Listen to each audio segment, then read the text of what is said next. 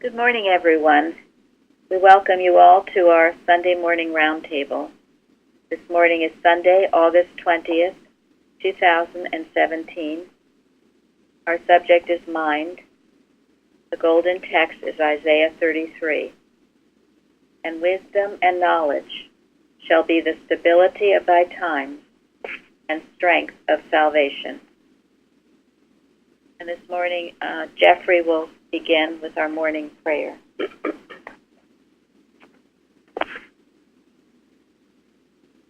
This is Eddie's prayer given at the Massachusetts Metaphysical College.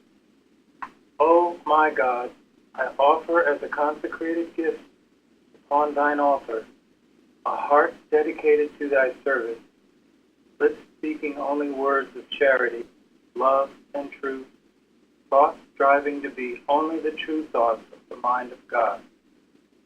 Help me to endure unto the end, strong in the faith, powerful in the truth. All the influence that I can bring to bear, all the force of tongue or pen that is mine, I offer in thy service. May heaven help concentrate and accept. Thank you. And then it's from 279, Prose Works, Miscellaneous Writings. We today in this classroom are enough to convert the world if we are of one mind, for then the whole world will feel the influence of this mind. As when the earth was without form, and mind spake, and form appeared.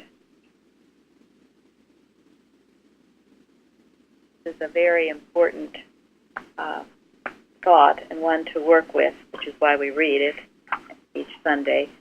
And it also goes along with the golden text, and wisdom and knowledge shall be thy stability of thy times and strength of salvation. What does that mean?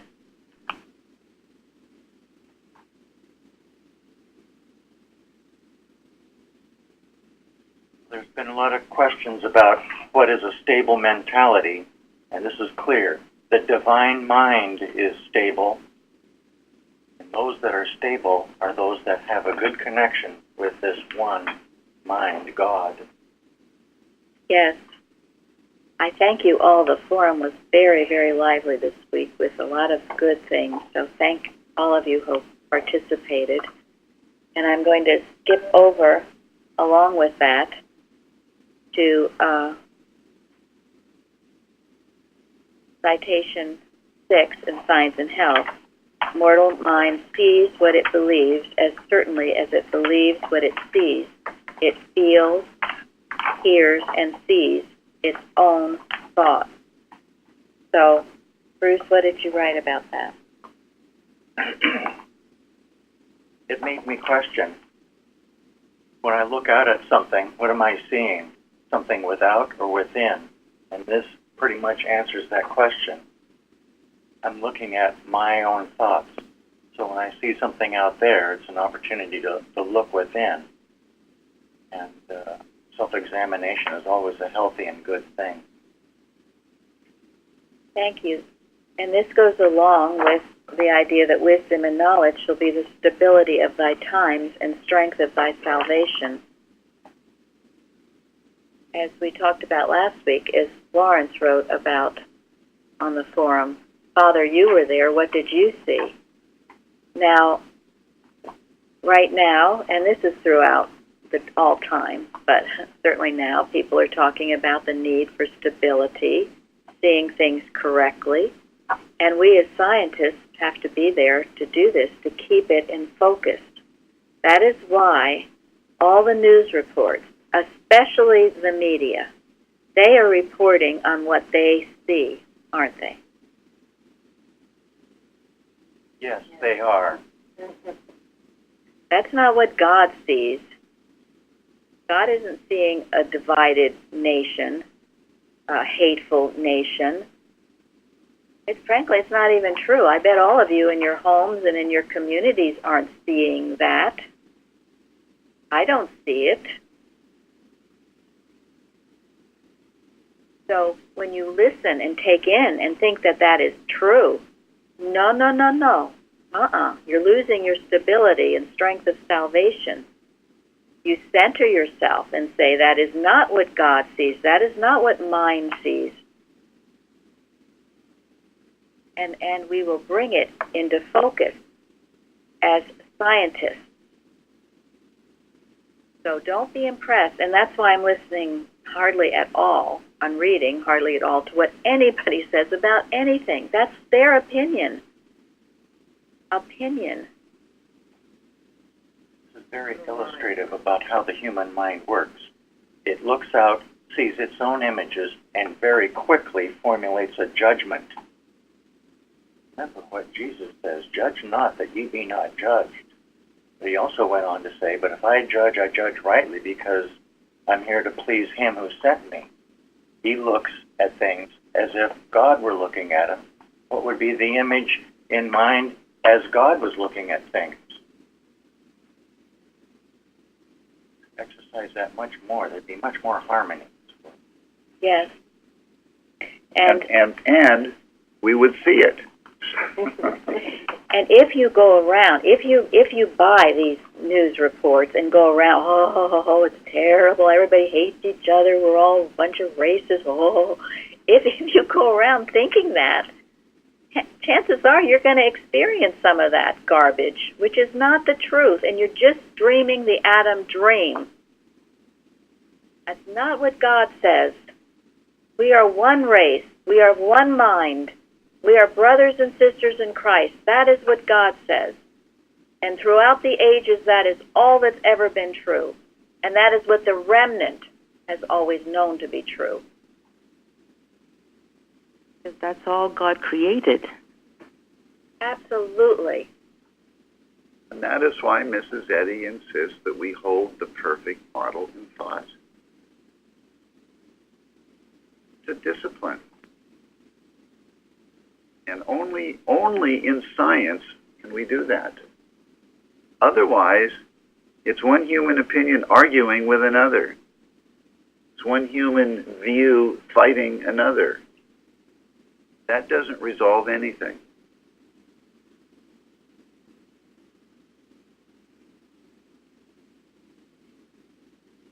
Ray wrote, everything is about as real as we want to make it. Yes. So watch out what you're making real.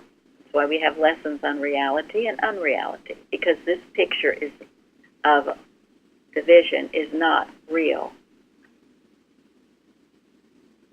But there's an important distinction here. God knows what's real because God is real. The important question for each one of us is, what do we believe is real? What do you believe is real? You will make unrealities real to you if you want to. Until the human mind yields to the divine mind. And only then will you know what really is real. And that is the process. Yielding this human mortal concept, yielding it to the divine mind. Then you see things. You begin to see things as they really are. Is that fairly? It led me to read in Science and Health, this material world is even now becoming the arena for conflicting forces. On one side there will be discord and dismay, and on the other side there will be science and peace. And then she speaks about the breaking up of material beliefs, which may seem to be famine and pestilence, sin, sickness, which assume new phases until their nothingness appears. These disturbances will continue until the end of era, when all discord will be swallowed up in spiritual truth. Mortal error will vanish in a moral chemicalization. Thank you. And Ray also talked about, I think it's in those same pages, about Christian scientists will hold crime in check. Right. will ultimately await the perfection of all things, or something to that effect. That is what we must do, and we do this by keeping it in focus. You see, all this other stuff is out of focus. It's not the truth. It's like you put on glasses that make everything look blurred. You keep your lens clean. You keep your slate clean. That's why you don't go to bed at night with any resentment or anything like that. You have a purity of thought, so you can see what God creates. And as you see it, you will experience it. You won't experience this other stuff. And if you ever do experience any of the other stuff, Lawrence found it something beautiful. I can't remember. I think we had it in the watch about when another hates. This is Mrs. Eddy. When another hates, what are we to do? Love. You love more. You love more. Remember that. If someone snubs you or doesn't invite you to the place you wanted to go, or whatever injury you feel has been made upon you, or worse, that's your opportunity to love more, to separate the error from the person and not believe it to be true about the person. That way you will destroy the error. Not the person, but the error, which needs to be destroyed if there's hate in anyone. So you resolve in the morning when you get up, you will love more. That sometimes means a disciplined love. It sometimes means a rebuke, but it will be that divine love that heals. And then Ray mentions this, and this is a very important thing from Science and Health. It should be thoroughly understood that all men have one mind, one God, one Father. Thoroughly understood.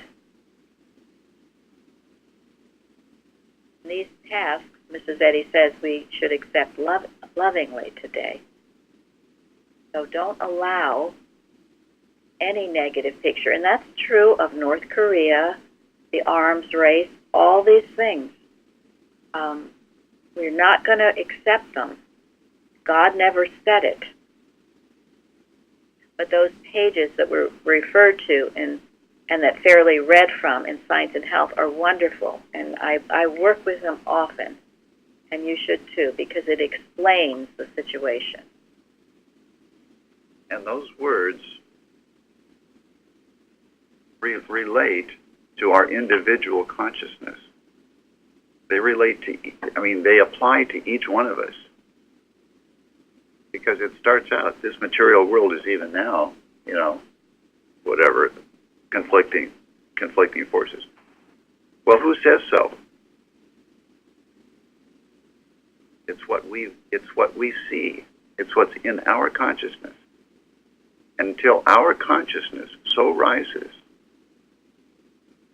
to the total understanding of our having one mind, of being brothers and sisters in Christ. And she says that we will cheerfully await, the Christian Scientist who holds crime in check will cheerfully await the certainty of ultimate perfection. Yes. And where does that occur?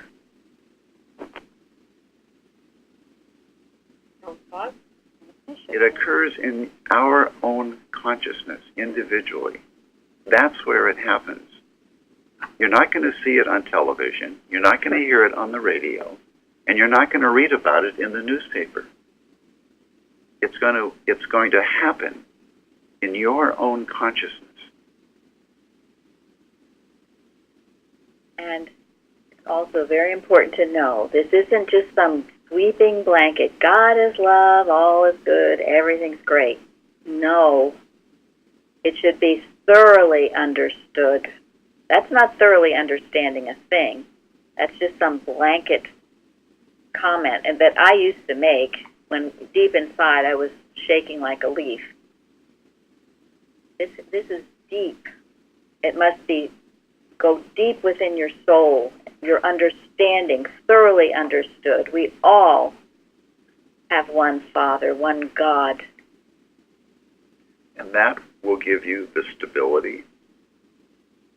That will give you the strength of salvation, just as the golden text promises. So we are really re-educating ourselves because we've been falsely educated to trust this mind that tells us all these lies are true and had us believe in it and be in bondage in it for so long. I love what Bicknell Young says in his Daily Protection, in addition to what Mrs. Eddy has said. He says that the consciousness of the only man has no element of evil, destruction, condemnation, unhappiness, fear, anxiety, or limitation. There is nothing in the consciousness of the divine idea that can respond to the suggestion that such things even exist. They are unreal, and I know it. Thank you. Thank you, Florence. And that is the challenge that we each face. And that is the road that we have each chosen to go on when we choose Christian Science. And that is why you're so right, Florence. We all need to be re-educated. And we are all, honestly, in the process of continuing to be re-educated. And God does the re-educating. And that's why humility is essential. It's not an option, it's essential. And that's why we have to eventually learn to take, in a positive way, rebukes. Because we have to accept that error needs to be rebuked. Once you learn to rebuke the error within you, it all falls into place, and you will welcome the rebukes, and you will be able to give the rebukes. It's only when you personalize the error and think it's me, and you don't want to hurt yourself, or you don't want to hurt anybody else's feelings, that it ties your hands up. It's not personal. It's not you. It's error, which is you're just listening to the wrong voice. It has to be rebuked. That's all it is. Now, this is very important. This is on page 239 in Miscellany under Questions and Answers. The question being, must mankind wait for the ultimate of the millennium until every man and woman comes into the knowledge of Christ and all are taught of God and see their apparent identity as one man and one woman, for God to be represented by his idea or image and likeness? Her answer is in part, the millennium is a state and stage of mental advancement, going on since ever time was. Its impetus, accelerated by the advent of Christian Science, is marked and will increase till all men shall know him, divine love, from the least to the greatest, and one God and the brotherhood of man shall be known and acknowledged throughout the earth. I have often wondered about the millennium and felt a responsibility that I had to pray, and suddenly some trumpet would sound and everyone would be converted. He's explaining it here. It comes individually, states and stages of consciousness, but the advent of Christian Science is accelerating it. It should be, if people are awake and working and watching and holding crime in check themselves, keeping their thoughts focused on the enduring, the good, and the true. By doing it for one, you do it for what? Everyone. For everyone. And as I read every Sunday, if we in this room were enough, of one mind, would be enough to convert the world. That's the power of this. We do our watches for the world. Yes, we do. Holding crime in check, holding our focus to the true, and knowing the other is false. And why stand aghast at nothingness, Mrs. Eddy says. Now, I'd like Linda to read what she found from Martha Wilcox on page 340. I thought I found an article. I don't remember. You had it on the forum. It was under Bruce's. Oh. I believe.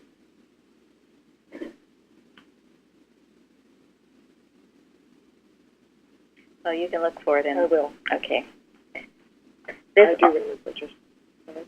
this also goes back to he that is perfect in knowledge is with you.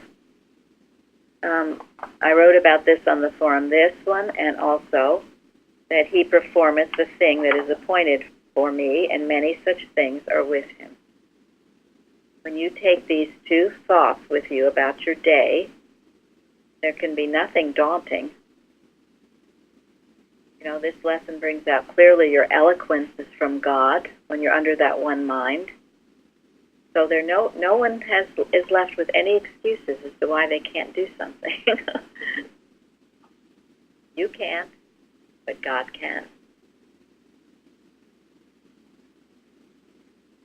Okay, go ahead. It was from Martha Wilcox's addresses in the chapter titled War. Quote, each individual must see and hear with new distinctiveness and understanding. Jesus said, let him that readeth understand. And the prophet Jeremiah said, what seest thou? If we read and theme from the material sense of things, there will be discord and dismay. But if we read and see from the spiritual vision, then there will be science and peace. We make our own choice. End quote. Thank you. So again, this lesson does relate back to our last one on the hearing ear and the seeing eye, because mind is the father of it all. He is our mind, and we never lose any faculty. You can never say you've lost your memory, as this week's lesson says. If that thought comes to you, what should you do?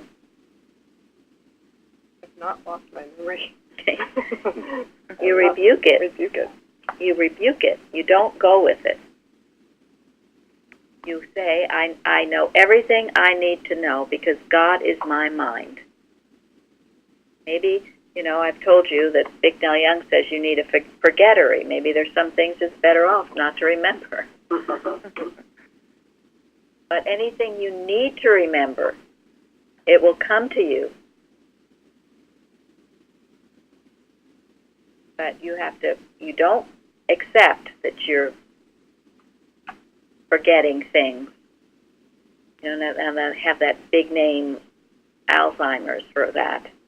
And it's a fad. It's the Parisian garment that everyone is hastening to get, as Mrs. Eddy says. Stay clear of it by knowing you are not made up of brain, blood, bones, and other material elements. Your mind is God. Therefore, you know all things when you need to know them, without fail. So if there's anything you need to know, you will know. Now, along with what I wrote about God that is perfect in knowledge is with you, and also that he performs the task, I looked up that word intense because I have seen, and I've seen it to persons' demise, in a way, failure, when they get so intense that they think they're doing something. It's a fine line you cross. Maybe your original intent is to do something wonderful for the world. Maybe you see it as unselfish. Maybe it's all grand and great. But suddenly you were driving. You were in the driver's seat. God's sitting in the back. And that word intense, I was interested in the definition. Literally strained, stretched, violent, vehement, as intense heat, extreme in degree. So, when you get that way, what should you do?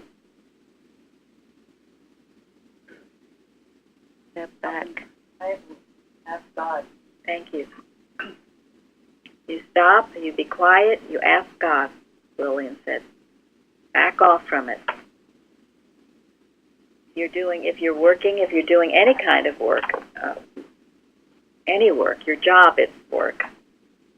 Certainly if you're doing any, hello, Tom?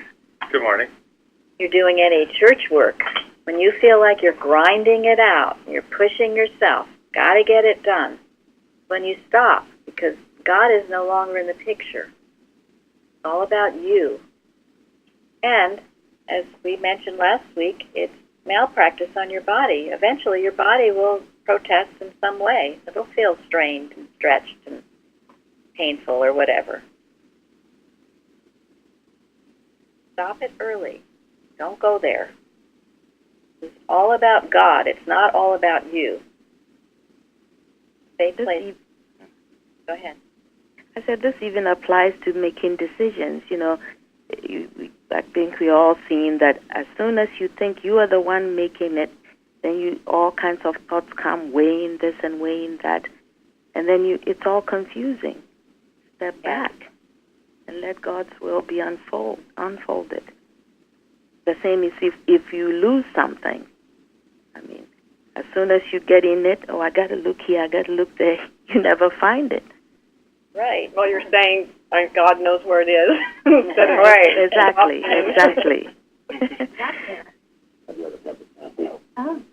And you know, that goes to the story on Daniel. Someone is talking and we're hearing the conversation. To mute yourself. That goes to Daniel, because you think, what kind of pressure was he under? He was going to lose his life. Very immediate. Not just for him, but his friends. Yeah. Yes. They had a hatchet over their heads.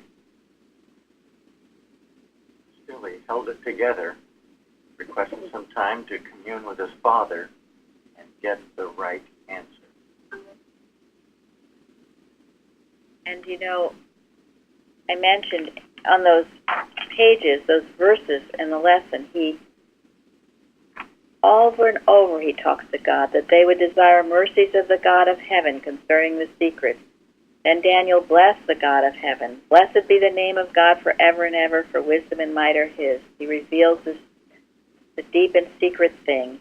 I thank thee and praise thee, O God of my fathers, for now thou hast made known unto us the king's matter. And he goes on, there is a God in heaven that revealeth secrets. It is your God is the God of gods, the King of kings. It goes on and on about God, God, God. Now, Daniel did not just conjure this up at the last minute, did he? Being his That's practice. been his thought all the time. Yeah. That was his thinking. He knew who was in command, and he knew God, and that was no brainer for him because he was always in the right mind. Yeah, you could say that he thoroughly understood, couldn't you? So do you get any sense of stress from him? No. It's like he's here. Oh, God knows his answer to this. He'll help you. There's no sense of, oh my God, I've got to figure this out in 5 minutes. Heaven help me. If I don't, everybody's going to get killed. I mean, you can ask yourself, where would you be in this picture? Martha Wilcox says that about strain and stress. She calls it a mean sense of a selfhood apart from God. Because you're thinking you're doing it. Very exhausting. Your body will be tired. You know, God's doing it. That's why Jesus could say, what did Jesus say about that? The Father that dwelleth in me, he does the work. Yeah. He has And not also, left me alone. Yeah. And also, my burden is light, right? My yoke is easy.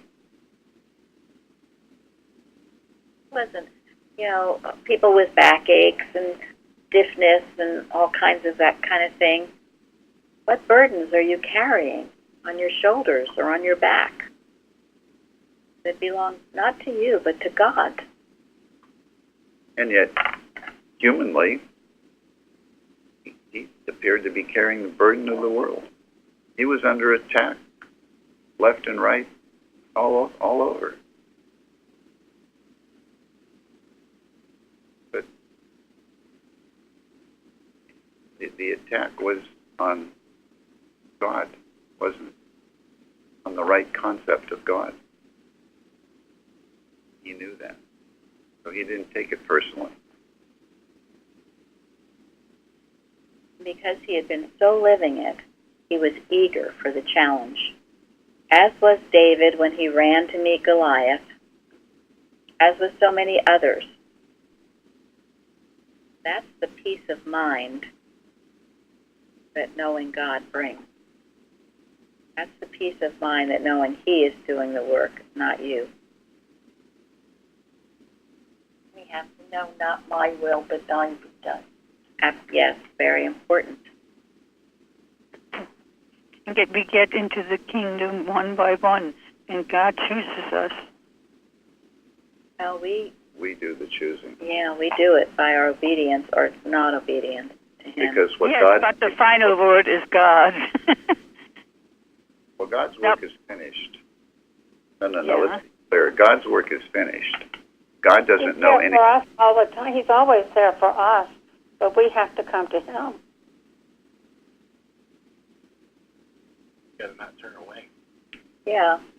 The choosing is within ourselves. I know it seems sometimes that God chooses various people, but it's within ourselves, our obedience to him. We might get thoughts to do things, and we either do or not do. We either give that testimony or we choose to wait another week.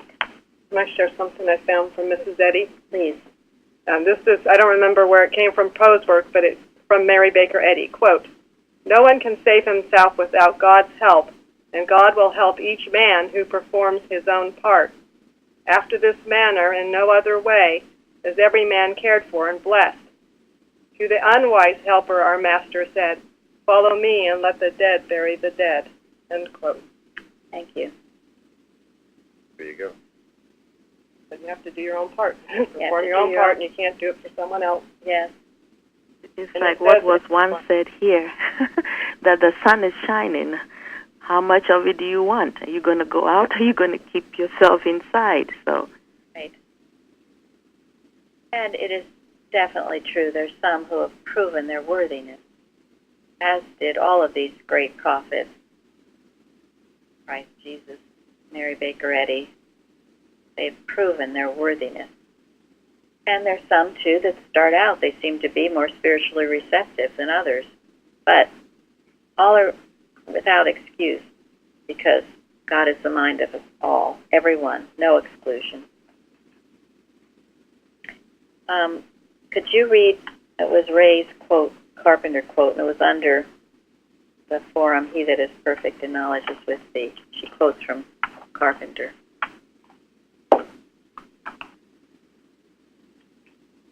You found it?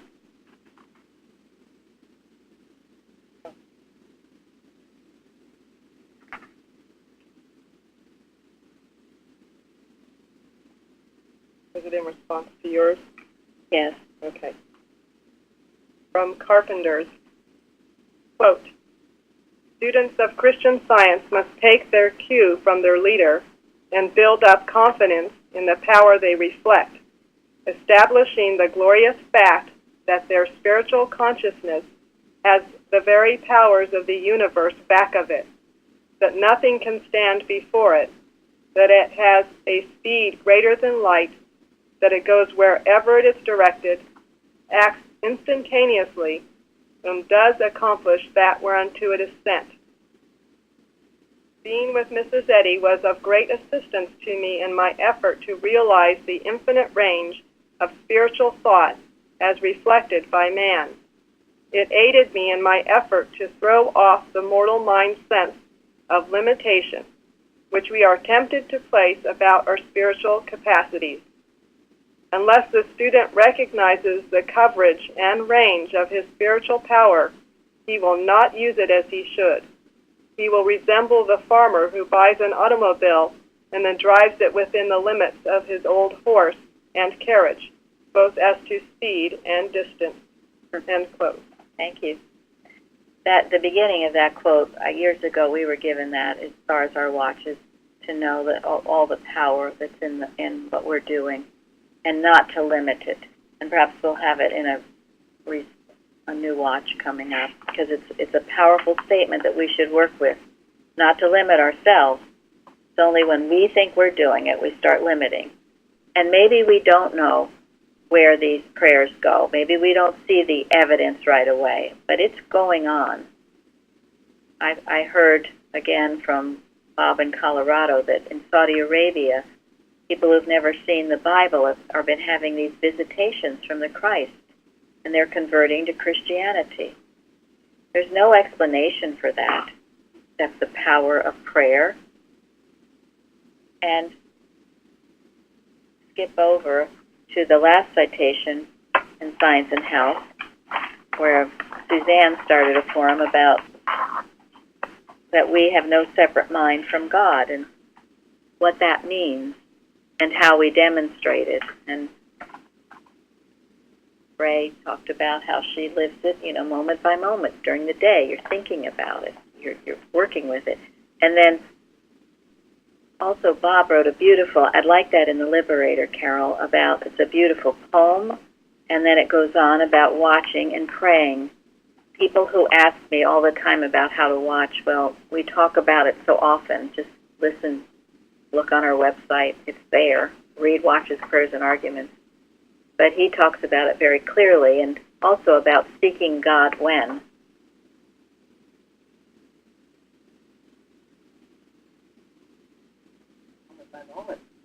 Yes, but the poem is about you seek Him in the morning.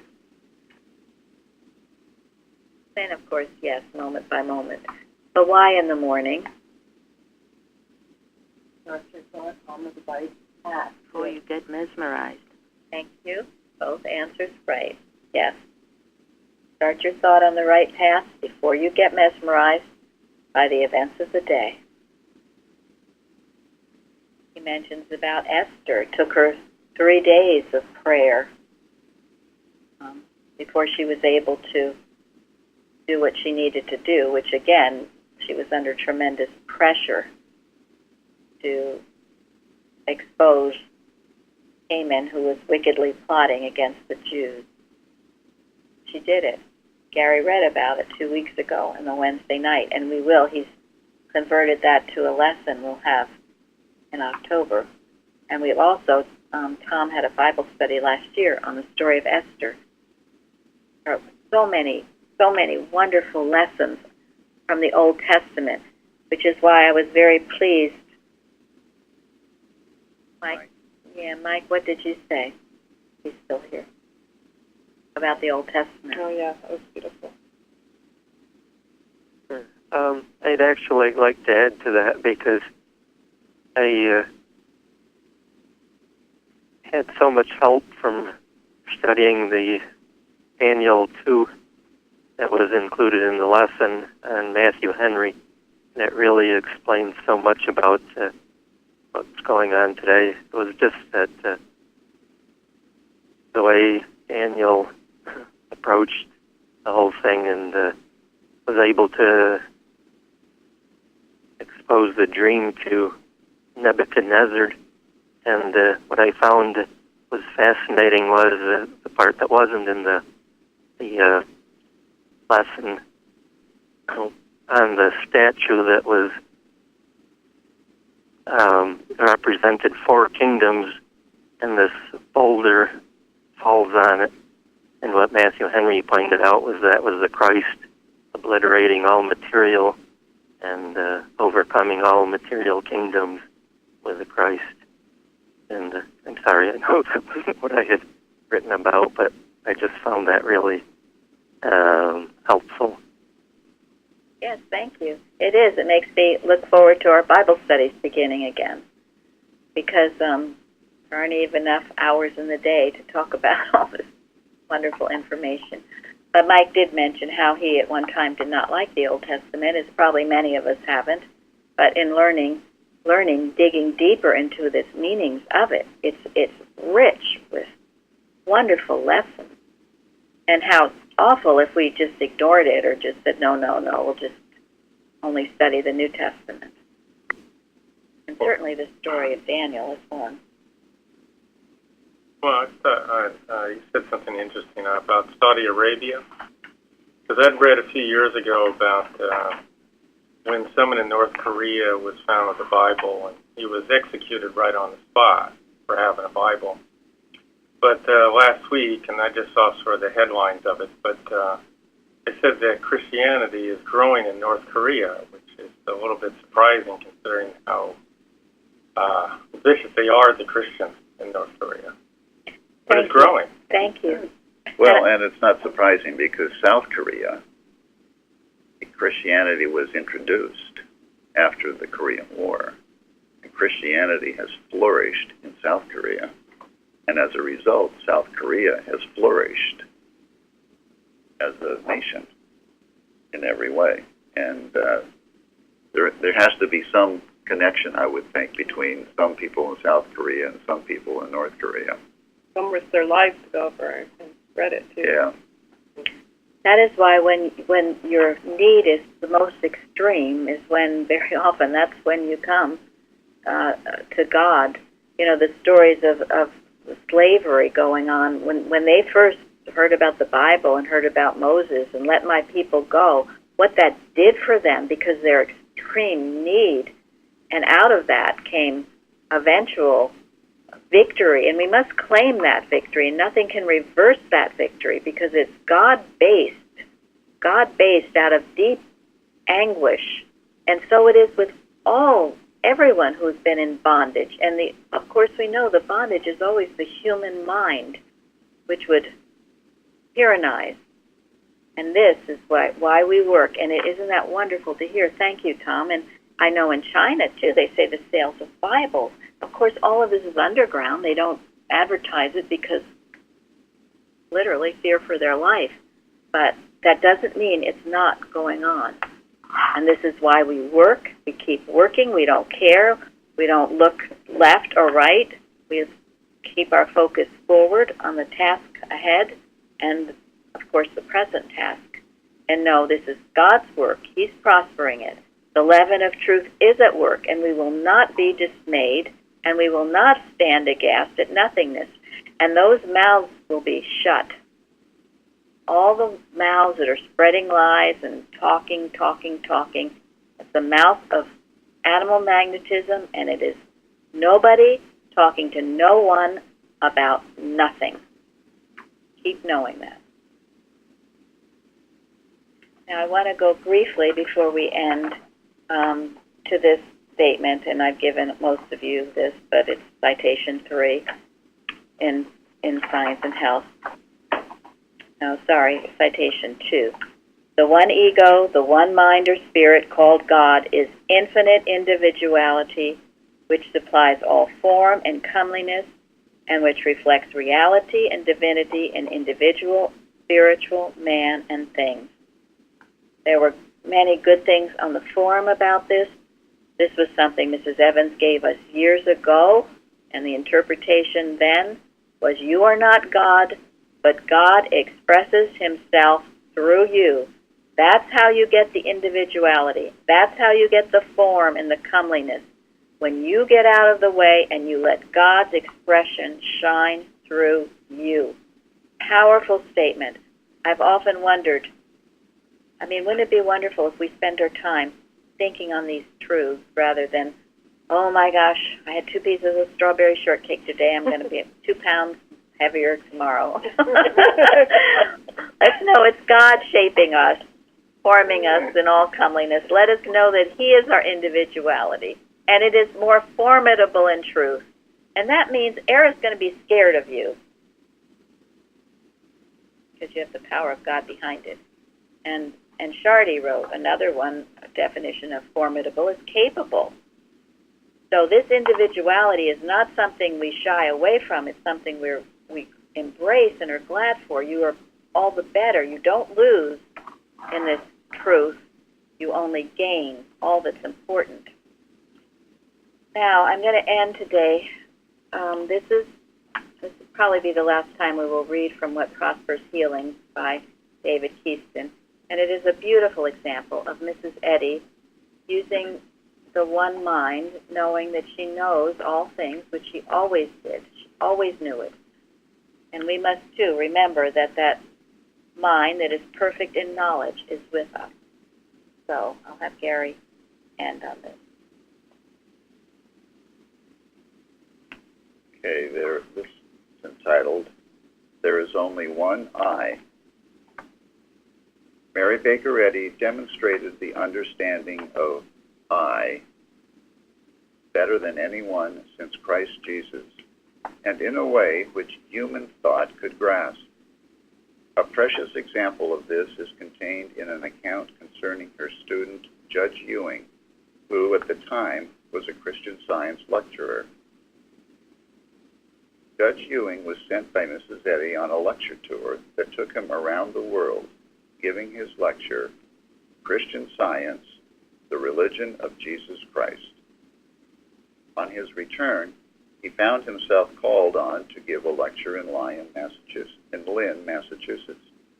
It was a stormy night, and when he got on the platform, he immediately felt he was up against an antagonistic audience, doubtless composed of the then very large, active body of spiritualistic sympathizers in that town who were strongly opposed to Christian Science. It seemed useless for him to try to give his regular lecture to such an audience. So in his usual friendly way of taking an audience into his confidence, Judge Ewing decided the only way was to get nearer to them. He got down from the platform and stood right in front of the audience. He began to talk to them about Lynn, assuring them from his own travel experiences that their town was well known all over the world for its wonderful footwear that for years had been sent out everywhere. After enlarging on this for a while, he gave them the real reason why Lynn would live forever in the hearts and minds of men. It was the place in which Science and Health was written by Mrs. Eddy. Then, allowing Spirit to speak through him, he told in beautiful, sympathetic language of some of Mrs. Eddy's struggles, privations, and difficulties in bringing forth her book, and emphasized that it was her deep love for mankind that enabled her to stand and overcome all that she had to meet. By the time he was through talking about Mrs. Eddy, there was hardly a dry eye in the place, and so he knew that the opposition was broken, and he could deliver his regular lecture on Christian Science. He got back onto the platform and did so. The following morning, he took the first train for Concord, New Hampshire, where he had an appointment with Mrs. Eddy. Immediately, Mrs. Eddy began to thank him for all the things he had said about her the night before, and assured him how true they were. She quoted whole statements he had made, and the judge began to puzzle how she could have gotten hold of them, because he himself had come in on the train that brought the newspapers, so she could not have read the reports yet, and the telephone was not available then. How was she able to repeat his own statements in his own words? Finally, he burst out with, "How do you know what I said?" And Mrs. Eddy replied, "Suppose I told you that I heard you."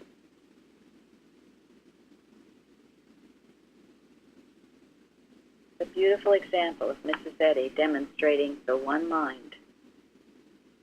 And we must go. She's our example. We go and do likewise. And remember, he that is perfect in knowledge is with you. Thank you all for joining today, and we'll go on to have a wonderful service. Thank you. Thank you. Thank you. Thank you. Thank you. Thank you. Thank you.